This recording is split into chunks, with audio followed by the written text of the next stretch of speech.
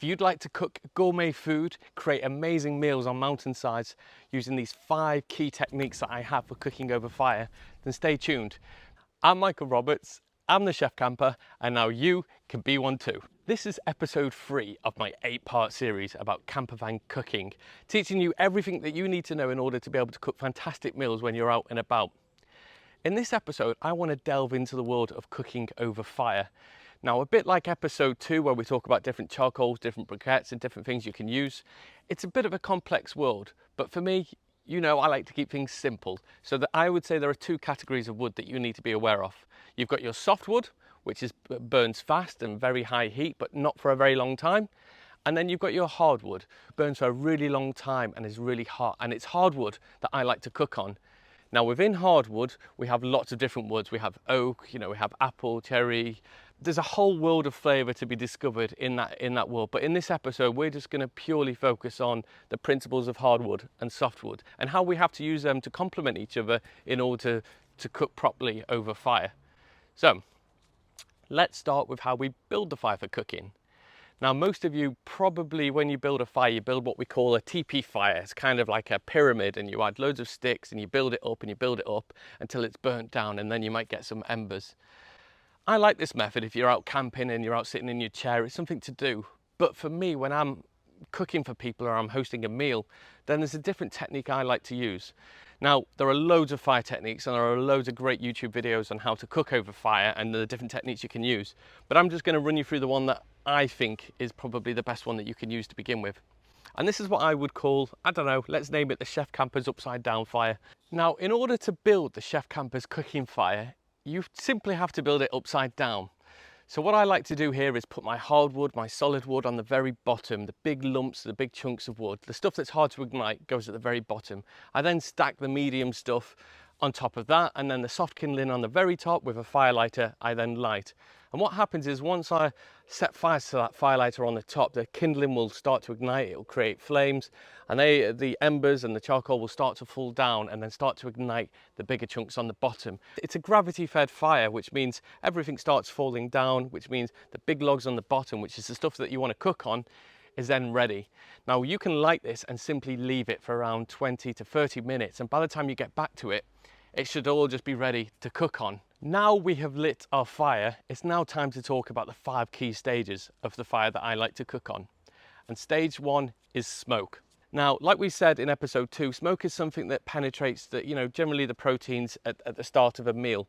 And there's about a window, I would say, 30 to 60 minutes where the smoke really puts flavour into the protein that you're cooking. So we don't have to smoke for a long time, we can smoke for a little bit at the beginning to really get the flavour in. And when you first start a fire, you see lots and lots of smoke. So what I like to do at this point is use that smoke and see where the wind's coming from and position whether it be meat or fish in the direction of the smoke, or maybe a pineapple.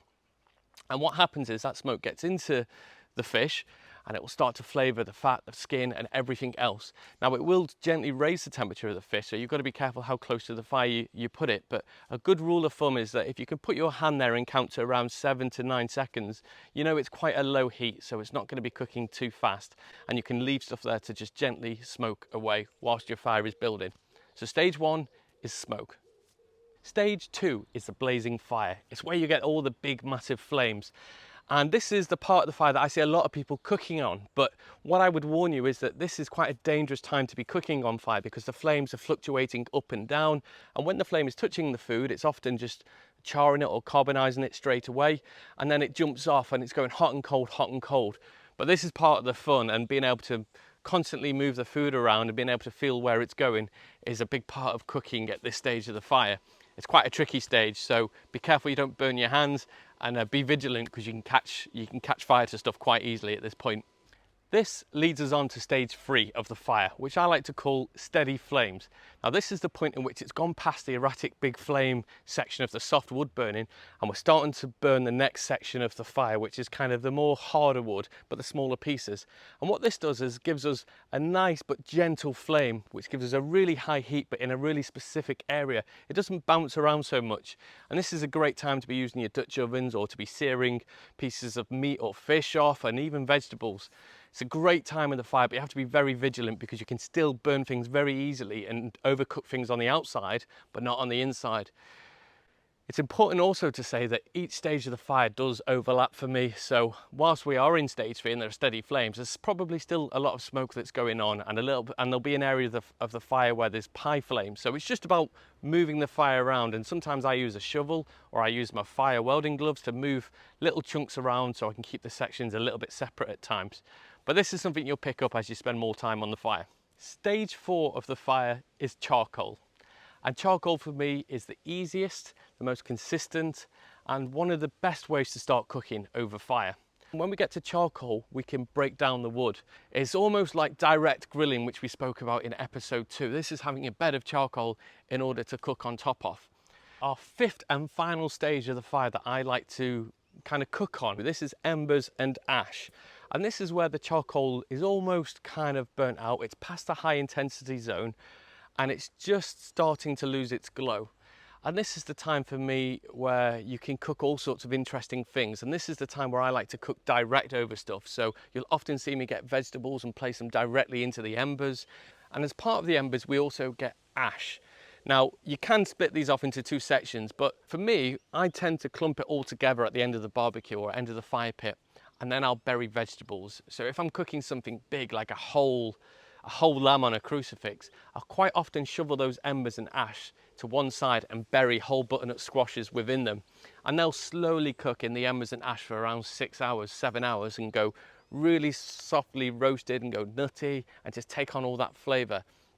Now, one of the questions I get asked is, isn't it a little bit dirty on the outside? Well, I guess it kind of is, but because you've made it from your own wood yourself, you kind of know what you're burning here.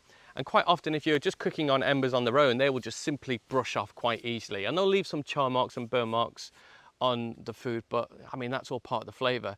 For the ash, well, the ash can, depending on the type of wood you've got, can sometimes be a little bit gritty. Not often, but that will often just brush off. So having a little brush or a rag or something like that to brush it gently off is a great way. But if I'm cooking stuff like whole potatoes or butternut squash, I'll often disregard the skin anyway. I'll often slice them open and take from the inside.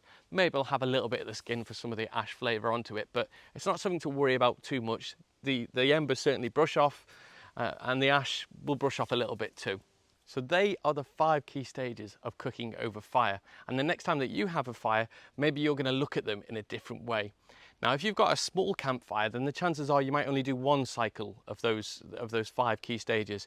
But if you've got a bigger fire pit or a bigger cooking area, what you can do is start the cycle, but then start the cycle again halfway through. So you can have 2 smoke sections, you can have a high intensity flame section, you can have charcoal, and you can have the embers and the ash in an area too. And it's how we complement those different areas together in order to create these memorable meals. Now, if you'd like to learn a little bit more about doing this, then I do offer a bit of a cookery school. I can come out to where you are, you can get some friends together and we can cook over fire for the day or for the weekend, or you can come and visit us, or I can come to you. But the best way to learn to cook over fire is simply by doing it, and you've got to practice. But hopefully now when you light a fire, you'll look at those 5 key stages differently. And for me, cooking over fire is one of life's magical treats. Cooking over fire is so special. It's such a communal way to cook. People come around together, they sit around the fire, they get warmth from it, they get light from it. And I challenge anybody not to look, beautiful as the glowing flame lights up their face. It's a perfect setting for a memorable meal for me. So if you can master start your fire journey, then this is going to create some amazing meals that you're going to be able to enjoy all over the place, like I have too. Now, I didn't want to do a recipe in this episode. I was going to, but things can get a little bit complicated. So I just want to give you a couple of things for you to try. I guess your homework this week is starting that upside down fire from the top, watching it burn through, and watching it burn through the 5 stages. And that's the task I'd give you this week in order to master. Now, if you want to do something while the fire is burning because you don't want to waste it, because I often see a fire and if there isn't food being cooked, then I see it as sometimes a little bit of a waste. So if you want to do something to get started on it, well, here's a couple of things I think you could try. The first thing you could try is that when you first light the fire, you get all of that smoke, like I showed you earlier on. hang a fish, you can use a stick, you can use string. I like to use the wire, and I've got some metal rods, but you can use anything because it's not going to be over the fire, it's not going to set fire, it's not going to burn. And just place that fish in the smoke. I'd recommend something like sea bream or salmon or maybe sea bass. And that way then the smoke can get into the skin, can get into the fat, and then start putting flavour into it. Now, if you're feeling a little bit more adventurous, then why not grab some vegetables and place them over the embers, the charcoal and the embers. And here you could get some jumbo spring onions, you could get some leeks, you could get some tender stem broccoli. My mate Kate might have picked it for you, and you could roll it in the embers. And this way you can char it on the outside and just get a feel for how the embers run and how hot it gets. And just have a practice, have a taste. And if you're feeling super adventurous and feeling like you've really got this and you want to do it, well, let me introduce to you probably the dirtiest dish that you could ever make. And this for me is the dirty surf and turf. And what I did here was I grabbed a lovely piece of ribeye, not that thick because I was just cooking it for myself, and I placed it directly onto the charcoal. And the high intensity of the charcoal put an amazing sear on the outside of the steak. And then after a couple of minutes, I flipped it, and then I just prodded it with my fingers because I've got a general feel for how meat is cooking by just touching it. But you could use your thermapen or something like that to check. And what you could, and if you really want to level it up, and there's a few stages to this, you could get some black tiger prawns, or you could get some big, anything in a nice shell, I would say. Pop them onto the embers or somewhere that's not quite as hot, and cook them as well. And if you really want to elevate it, you could get some scallops. You could put them dirty onto the charcoal. You could then put them back into some shells, put some butter in there, put some charcoal on top of the butter, let that kind of burn the butter, and then just give the scallops a jacuzzi. And then you've got something that's just incredible. You've got a dirty steak with some big prawns and maybe some scallops on the side. And then if you want to give yourself a heart attack, the final thing you could do is get a piece of bone marrow and a marrow bone, and you get hold of the bone and you can put that into the embers, put it into the smoke first if you want to, try and get some smoke getting into the marrow inside, the bone marrow inside, and then get it over the embers and just get it melting down. And then when it's time to serve, you can pour some of that juicy bone marrow right over your steak and over some of your fish, and it will just add an element of decadence, just completely over the top deliciousness. I didn't film myself eating it because there's no way I'd want to put that on camera, to be honest, me enjoying myself that much. You'll have to see me another time do that, but that is if you really want to elevate it. And if you want to experiment a little bit more, get a little piece of charcoal, drop it down the marrow bone and watch that melt the bone marrow, and then pour it out over your steak.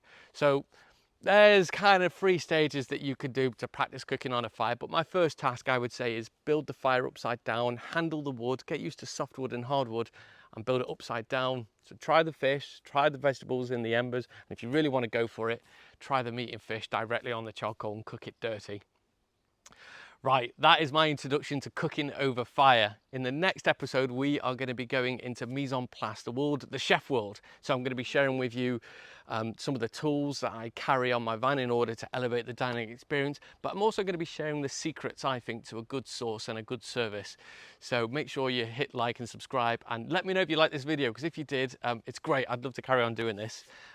Thank you very much for watching, and I will see you, I guess, next week if you're tuning in every week. See you on Thursday. Bye-bye.